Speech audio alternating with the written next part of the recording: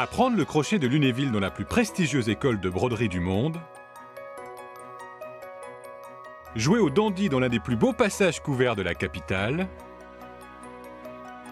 Monter sur la scène du Théâtre des Variétés comme au temps d'Hortense Schneider. Et admirer les trésors de la plus grande synagogue d'Europe. Voilà ce que je vous propose de découvrir dans ce nouveau numéro de Paname.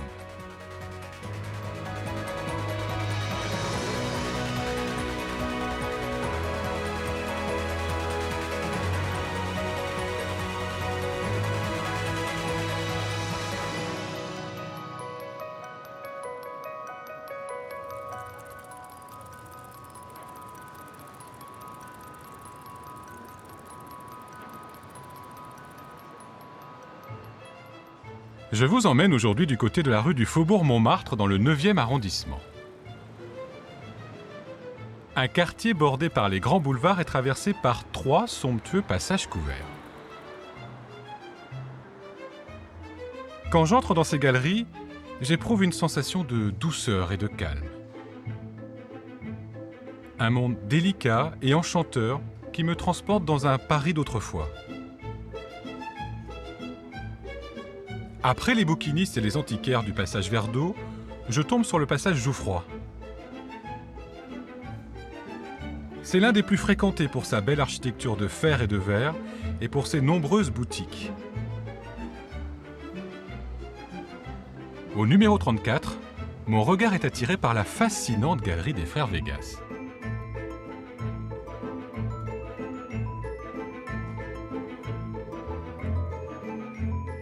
Miguel, ça fait combien de temps que vous êtes installé dans cette boutique ? 30 ans. Et pourquoi vous êtes installé ici ? Pourquoi ici ? Les grands boulevards, les passages qui redonnent dans les grands boulevards. D'abord, les grands boulevards, c'est l'empire de la canne. C'est là où on trouve tous les marchands de canne. Et aujourd'hui, le passage, évidemment, a beaucoup changé. C'est plus le même univers. Comme tous les passages et comme tous les quartiers de ville, il évolue avec son temps. Encore que, moi je trouve que celui-ci, j'ai la grande chance qu'il soit resté... je le trouve très bien. Il est varié. Vous avez Pain d'Épices, qui est une adresse mythique qui existe depuis longtemps. Vous avez le musée Grévin, on n'en parle pas. Vous avez une grande brasserie à un bout. L'hôtel Chopin, il est connu du monde entier aussi. Il y a une bonne ambiance dans ce passage. Il a gardé un certain standing et un certain caractère qui existait au 19e. Il est resté dans son jus. Et oui, en partie, peut-être grâce à des gens comme nous aussi, qui continuons la tradition. En ivoire, en requin, en serpent, l'incroyable collection de cannes de cette boutique l'a rendue célèbre dans le monde entier. Il y en a pour tous les goûts et pour toutes les bourses. Suivez-nous, les plus belles pièces se trouvent à l'étage.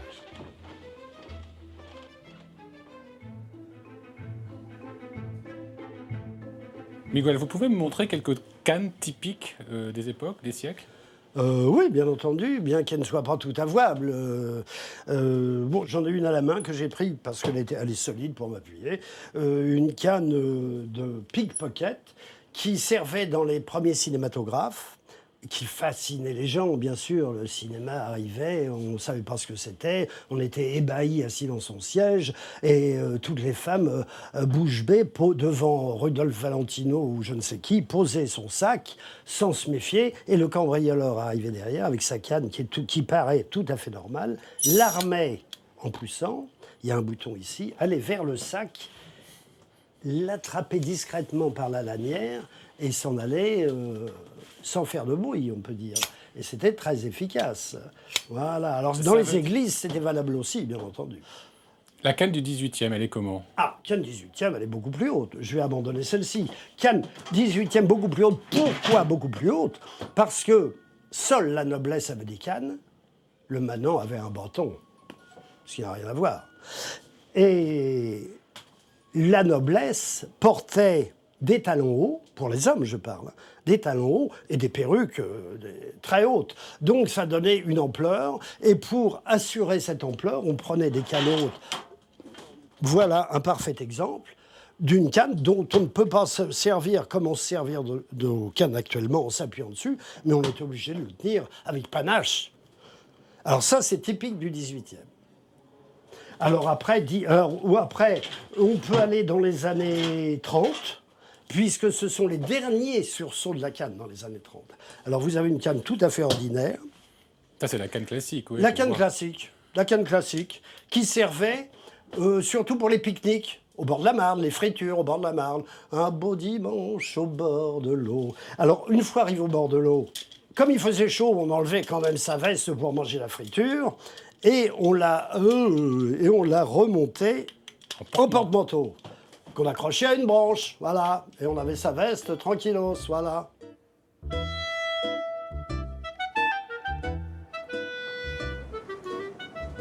Alors Miguel, qu'est-ce qu'on peut faire et ne pas faire avec une canne? Ah ben, surtout, ne pas faire s'appuyer dessus. Ça, on peut le faire. Ça, on pouvait le faire à une certaine époque. Mais ça, ce que durent les modes, c'est-à-dire 8 jours, 15 jours, 1 mois, c'est tout. Sous le bras, taper le mollet, oui, très bien, taper le mollet. Ça, c'était chic. Ah, ça a été chic, oui. Ça a été dandy, donc limite chic, mais enfin, les vrais chics, bien sûr, n'acceptaient pas ça. Mais c'était plutôt les artistes qui faisaient ça. On pouvait tripoter la canne dans tous les sens. Mais oui, absolument. C'était un objet, on avait obligé. D'abord, on voulait montrer si on avait une canne de qualité ou pas. Déjà, il fallait la montrer. Et comment porte-t-on la canne dans un passage, Miguel? Ah, on devait la porter relativement sobrement, c'est-à-dire on ne peut pas faire de grands mouvements avec. Les moulinets à la Charlot, ça c'est pas... Ah non, surtout pas. Trop dangereux, trop m'as-tu vu, trop... Quel trop comédien ce Miguel. C'était d'ailleurs son premier métier. Je le laisse continuer son numéro pour rejoindre le passage des panoramas. En quelques mètres, je fais un nouveau bond dans le temps. Cet ancêtre des centres commerciaux a vu le jour à la fin du XVIIIe sur l'emplacement de l'hôtel de Montmorency, Luxembourg.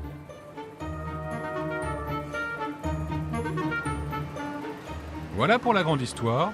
Pour la petite, je retrouve notre guide Philippe et ses anecdotes croustillantes. Philippe, on emprunte l'un des passages les plus réputés de Paris, celui des panoramas. Alors pourquoi ce nom ? Alors, c'est en effet c'est surtout un des plus vieux de Paris, mais date du XVIIIe siècle, de la période révolutionnaire. Et il s'appelle Panorama parce que vous aviez en fait à l'entrée du boulevard ici 2 panoramas, ces 2 grandes tours rondes dans lesquelles on peignait des paysages et les gens venaient voir comme ça ces paysages très réalistes d'une espèce de géode de l'époque. C'était un endroit très, très couru à l'époque. Alors ça a eu tout de suite un énorme succès parce que ces panoramas, bien sûr, étaient des images. Comme on a peu d'images à l'époque, les gens venaient les voir. Et très très vite, le propriétaire, face au succès, a eu l'idée d'utiliser l'espace qu'il y avait entre les 2 tours. Donc ça faisait une espèce de couloir. Et puis il va créer toute une série comme ça de boutiques. Il y a les boutiques de mode, on y trouve des objets de décoration, on y achète des tableaux, on y mange, on vient se distraire, d'autant plus que le soir, les activités nocturnes quand même prennent un petit peu le relais. Et nous avons bien sûr un théâtre qui s'est installé ici en 1807, donc quelques années après que finalement le succès des panoramas se soit confirmé. Il se trouve juste là. Et il se trouve juste ici. Alors c'était cette entrée qui servait aux clients qui étaient dans les passages de pouvoir rentrer comme ça directement dans le théâtre, vu que le boulevard à l'époque n'est pas du tout urbanisé. Hein. Il y a quelques arbres, un champ de boue, bon il y a quand même un peu de pavé, il faut quand même permettre aux voitures de venir, mais c'est quand même un endroit plutôt sale. Donc quand on était propre, on restait dans le passage et les gens utilisaient bien sûr cette entrée pour aller directement vers la caisse. Bah tiens d'ailleurs, il y avait aussi du crottin, d'où l'expression au théâtre, merde. Avant bien sûr une première, parce que plus il y a de crottins sur le trottoir, plus il y a de gens importants qui viennent voir la pièce. Donc ça assure forcément le succès. L'expression est restée, mais beaucoup de gens ont oublié d'où venait en fait cette expression. Alors qui a fait le succès de ce théâtre? Il y a Offenbach, mais il y a quelqu'un d'autre aussi. Ah oui, il y a eu Offenbach, il avait son propre théâtre, mais il a préféré œuvrer ici, il va rester pendant 10 ans. Il a créé des pièces assez importantes comme Barbe Bleue, Les Brigands, La Péricole, mais surtout une pièce de théâtre assez étonnante, en 1867, La Grande Duchesse de Gerolstein. Alors, qu'est-ce qui faisait le succès d'Offenbach? C'est bien sûr son talent à tourner un petit peu en dérision musicale les grands airs. Il avait ce côté très festif. C'était quand même quelqu'un qui aimait la fête, parce qu'ici, il y a eu des fêtes éblouissantes, tous les soirs après le spectacle, mais surtout le talent de choisir la chanteuse, Hortense Schneider. Et la grande Hortense, qui est presque l'équivalent de Maria Callas, n'hésitait pas à jouer de sa personne sur scène. C'est-à-dire qu'elle arrivait dans des tenues complètement extravagantes, dans des voiles de gaz sous lesquels il n'y avait rien, D'ailleurs, lisez Nana de Zola, vous avez la description d'Hortense Schneider, et puis elle levait les jupes. Mais alors, ah bah oui, à l'époque, au-dessus, jusqu'à la cheville. Hein. Au-delà de la cheville, c'est classé X. Donc tous les soirs, le spectacle est classé X. Et on venait la voir pour ça aussi. Et donc on venait voir du porno, oui, il faut le dire. Conclusion, alors évidemment, c'est pas ce qu'on voit aujourd'hui, hein, c'est quand même beaucoup plus édulcoré. Ben oui. Et il y a, exactement, on voit à travers la petite lucarne qui se trouve finalement à travers la verrière, un bout de fenêtre qui est en fait la loge d'Hortense Schneider. Toutes les têtes couronnées d'Europe sont venues ici en personne. Napoléon III est venu 2 fois. Et une fois avec, bien sûr, son épouse, Eugénie. Et donc, tout le monde était reçu dans la loge d'Hortense.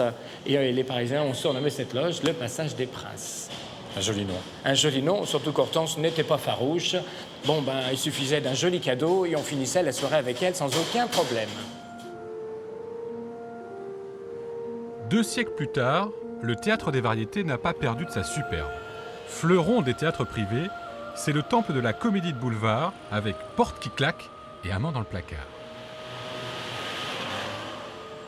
C'est aussi un petit joyau architectural, une perle typique du théâtre à l'italienne.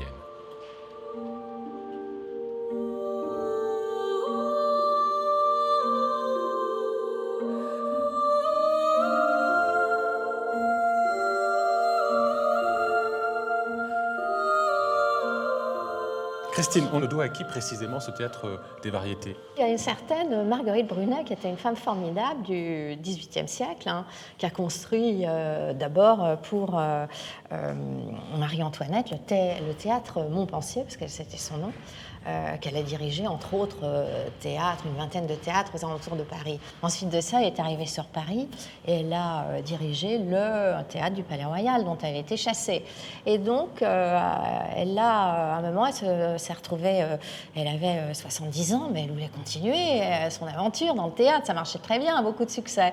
Et elle a convaincu Napoléon de l'aider à construire un nouveau théâtre. Elle l'a construit en 6 mois, il s'est ouvert le 24 juin 1807 et elle est décédée 2 ans après. Mais enfin, elle a laissé quand même un beau trésor. Qui est intimement lié à la vie ici, au rue du boulevard.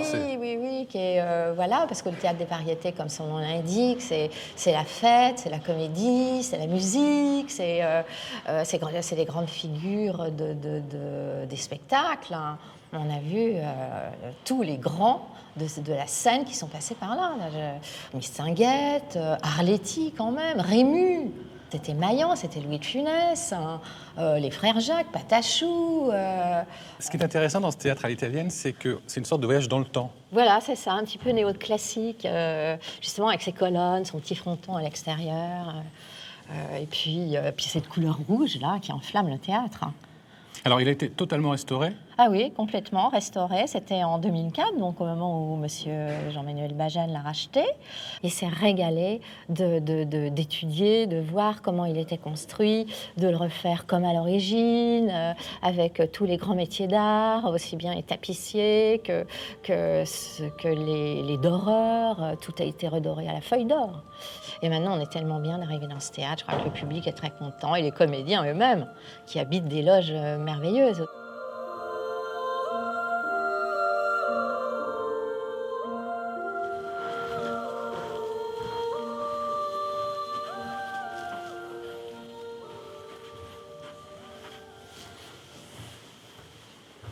Et voilà, Waouh!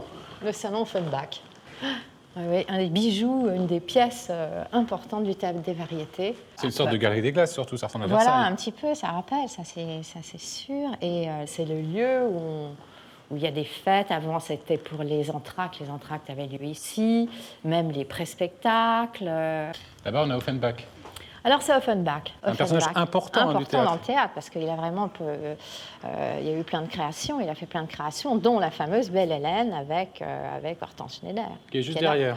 Voilà, c'est ça. C'était un personnage à l'époque, une diva, une femme très importante de la scène, même européenne, parce qu'on venait de toute l'Europe pour assister à ces spectacles et la rencontrer si possible.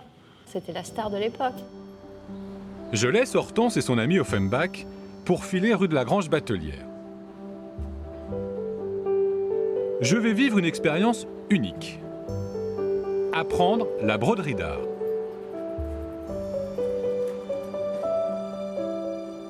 La Maison Le Sage, célèbre dans le monde entier pour sublimer les robes haute couture des plus grands créateurs, a ouvert sa propre école. Hommes, femmes, débutants ou confirmés, tout le monde peut apprendre la pose de la paillette ou le montage de la perle avec une technique particulière. Le crochet de Lunéville. Je suis fasciné par la délicatesse du travail de Marilyn, ma professeure du jour. Alors là, on commence en fait le travail avec le crochet de Lunéville pour mettre les perles pour le contour, pour pouvoir travailler en fait tout autour, après à l'intérieur. Et la technique, c'est de travailler sur l'envers du tissu. Donc on ne voit pas, on fait tout au niveau de la sensation du toucher. En prenant ici, là par exemple, j'ai mes perles qui sont en dessous, j'en prends quelques-unes et je viens en fait les mettre une à une, le long du tissu, le long du dessin. D'accord. Et en fait, je vais travailler comme ça en prenant toujours une à une les perles, les paillettes, les cuvettes, tout va se travailler comme ça. Qu'est-ce qui vous a donné envie de devenir brodeuse? Alors tout d'abord un rêve de petite fille, de vouloir travailler en haute couture. Ensuite, j'ai découvert une exposition en fait de l'école, une école de la broderie d'or. Et j'ai tout de suite voulu faire ça. Donc j'ai un petit peu tout plaqué pour faire ce dont je rêvais. Donc en fait, j'ai un CAP, un brevet des métiers d'art en broderie d'or. Quelles sont les qualités pour être un bon brodeur ou une bonne brodeuse? La rigueur, la passion, je pense. Être méticuleux au niveau de son travail. Il y a beaucoup de passionnés alors de broderie et de gens qui ont envie de devenir brodeurs. Les demandes sont nombreuses? Oui, on a du monde. C'est vraiment... c'est un métier assez magique, donc c'est vrai que ça passionne aussi beaucoup les gens. Comment ça, c'est magique? La façon dont on travaille, de prendre toutes ces petites perles, ces paillettes et d'arriver à un ensemble, à un ouvrage très beau. Bon, alors je le prends, ce cours de crochet Lunéville. Je vous en prie. C'est quoi le principe exactement? Alors, c'est un petit pas de danse. En combien de mouvements? En 4. En 4 temps. Vous allez venir ici, donc en 1. Donc là, on va avoir la perle à positionner en même temps. Vous allez venir et bloquer le fil. En 2, vous allez tourner votre crochet dans le sens opposé. Ça, c'est le deuxième temps. Voilà. En 3, on ressort. Troisième temps.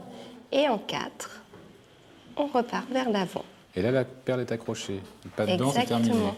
Tout à fait. Et on peut passer au deuxième. Alors, Vous positionnez votre petite vis.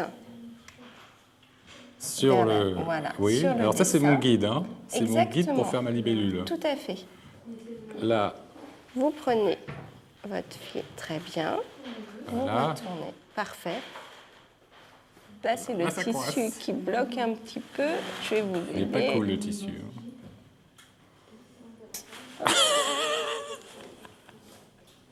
J'ai déperlé la libellule. Là, c'est juste le positionnement du crochet.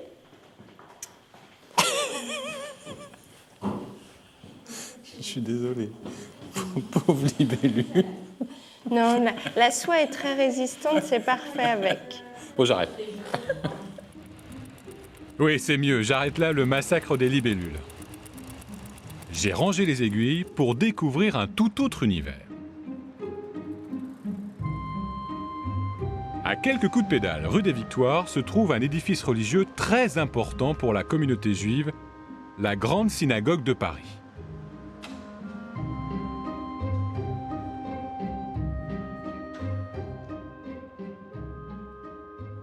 Elle a été construite sous Napoléon III, dans ce quartier proche des grandes banques, où vivaient autrefois de nombreux juifs ashkénazes. Certains ont marqué l'histoire de la finance, comme la famille Rothschild.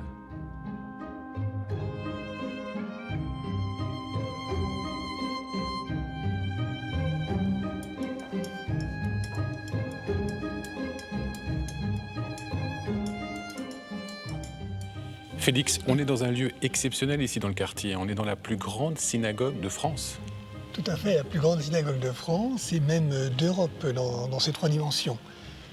Au départ, c'est le baron Haussmann qui souhaitait construire un lieu de culte pour les Juifs dans le 9e arrondissement.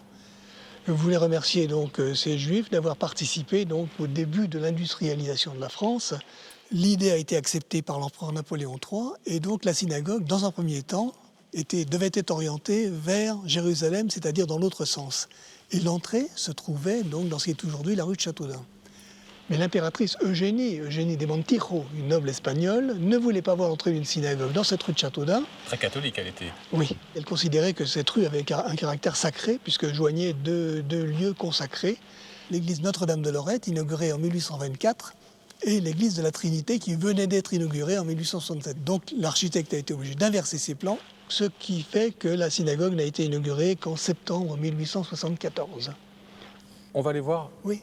un endroit très important, c'est l'arche sacrée. Ça, c'est essentiel dans toutes les synagogues. L'Arche sainte, qu'on appelle le Echal ou Aron HaKodesh, donc c'est un endroit donc, où sont entreposés les rouleaux de la loi. Donc en fait, les rouleaux de la loi, donc où il y a le texte en hébreu, texte qui est hautement sacré puisqu'il a été dicté par Dieu à Moïse. Je suis un peu privilégié là, parce que tout le monde n'a pas le droit de mettre les pieds ici. C'est vraiment un endroit un Alors peu sacré. normalement, dans un Aron HaKodesh, seules les personnes qui vont sortir le rouleau de la loi et le remettre à la fin de la lecture sont acceptées. Donc il y a quand même des Parce qu'ici, on est dans une synagogue plutôt orthodoxe modérée. Est-ce que c'est une synagogue ouverte sur le quartier ou pas? C'est une synagogue, elle est ouverte à tous. Alors, c'est une question souvent lorsqu'il y a des visiteurs, des écoles ou des associations. Je ne suis pas juif, est-ce que je peux rentrer dans une synagogue pour un office religieux? C'est une bonne question. Et oui, bien évidemment, ils sont les bienvenus pour assister à l'un de nos offices religieux. C'est vraiment... Vous êtes ouvert. Oui.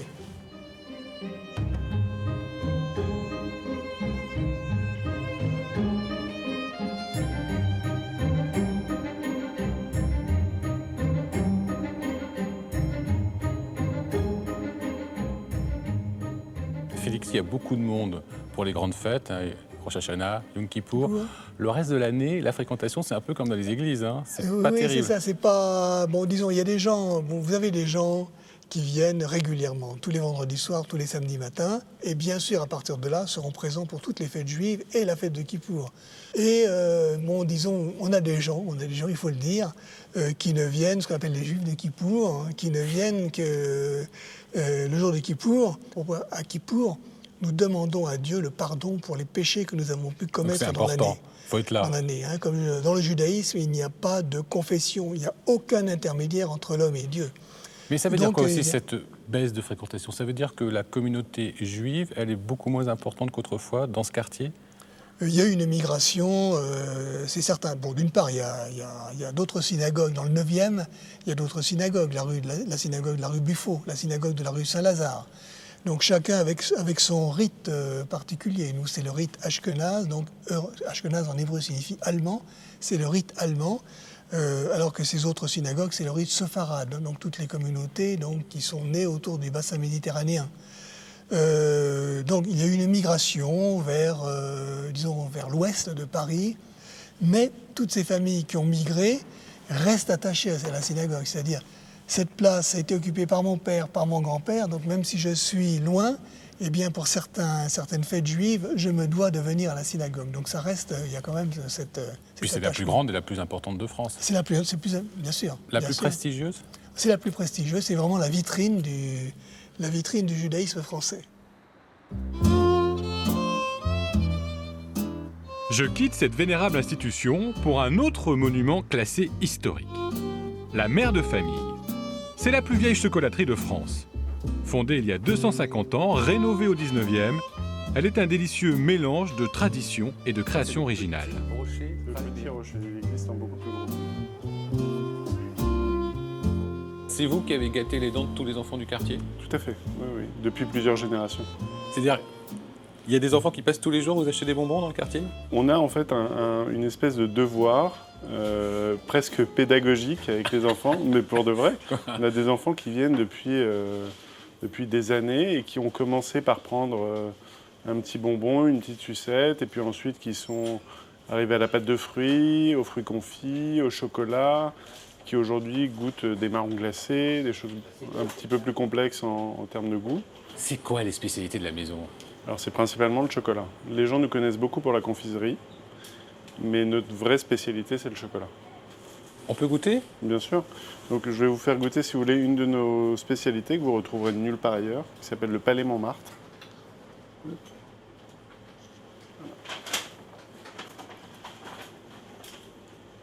Donc ça, c'est un chocolat au lait avec une ganache caramel au beurre salé à l'intérieur. Ah oui, tout ça dans une... C'est très très fin. Ça fait Exactement. quoi là? 2 mm? À peu près. Entre deux bouchées, je vous invite à revoir cette balade sur notre site internet France 3 Paris et à retrouver les bonnes adresses sur les réseaux sociaux. À la semaine prochaine pour un nouveau numéro de Paname.